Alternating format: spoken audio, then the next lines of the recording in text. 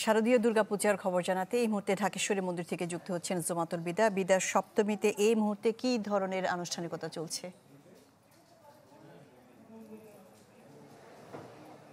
আজকে মহাসপ্তমী, আপনাকে শারদীয় শুভেচ্ছা। আজকের এই দিনে শাস্ত্রমতে মূলত ষোড়শ উপাচারে পূজিত হন দেবী দুর্গা এবং একই সাথে ত্রিনয়নী দেবী দুর্গার যেই চক্ষুদান, নবপত্রিকা প্রবেশ, স্থাপন এবং সপ্তমাদি কল্পারম্ভ এবং বিহিত পূজা ইতোমধ্যে কিন্তু সকালে অনুষ্ঠিত হয়েছে এবং তার পরবর্তীতে যেই কার্যক্রমগুলো রয়েছে, সন্ধ্যা আরতি রয়েছে, সেটির জন্য এখন পর্যন্ত আসলে ভক্তকুল তারা আসছেন এবং এসে কিন্তু দেবী বন্দনায় নিজেরা মত্ত হচ্ছেন। একই সাথে বিভিন্ন রাজনৈতিক দলের নেতাকর্মীরা তারা কিন্তু আসছেন দেবী দর্শনের জন্য। একই সাথে যে পূজা কমিটির সদস্যদের সাথে তারা আসলে কথা বলার চেষ্টা করছেন, তাদের কি পরিস্থিতি রয়েছে, কোনো শঙ্কা রয়েছে কিনা, কিংবা আশ্বস্ত করার চেষ্টা করছেন যে যাতে সুষ্ঠুভাবে তারা এই পূজাটি সম্পন্ন করতে পারে, সেই আশ্বাসটুকু তারা দিচ্ছেন।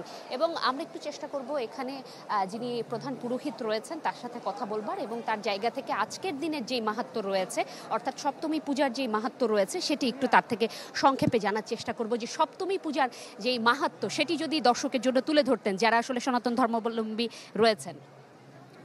সানবিট সব দিবে সামাল। সানবিট ম্যাজিক প্রেস ডিশওয়াশিং এর মাথা ঘোরানো সলিউশন। সপ্তমী পূজার বিশেষ মাহাত্ম্য হলো আমাদের এখানে অঞ্জলি দিলে সপ্ত জনমের পাপ মোচন হয়ে যায়। এক, দ্বিতীয়ত এই সময় নবপত্রিকা প্রবেশ হয় এবং পূজা আরম্ভ হয়। নবপত্রিকা হচ্ছে 9টি পত্রিকা দিয়ে এবং দেবী দুর্গার প্রাকৃতিক একটি মূর্তি তৈরি করা হয় যেটাকে কলাবউ বলা হয়। এই নবপত্রিকার কলাবউটা আজকে প্রধান পূজা এবং দ্বিতীয়বারে পূজা হয় যে নবদুর্গার মায়ের নবমূর্তিতে। এবং নবমূর্তিতে পূজা করার এই সপ্তমীর প্রধান কথা। দ্বিতীয়, অষ্টমীর দিনে মানুষের অষ্টমঙ্গল লাভ হয়। সেই সংসারে যারা জীবনযাপন করেন তাদের অষ্টমঙ্গল একান্ত প্রয়োজন। নবমীতে পূজা দিলে পূর্ণ পূজা এবং ধর্ম, অর্থ, কাম, মোক্ষ এই 4টি বর্গের লাভ হয়।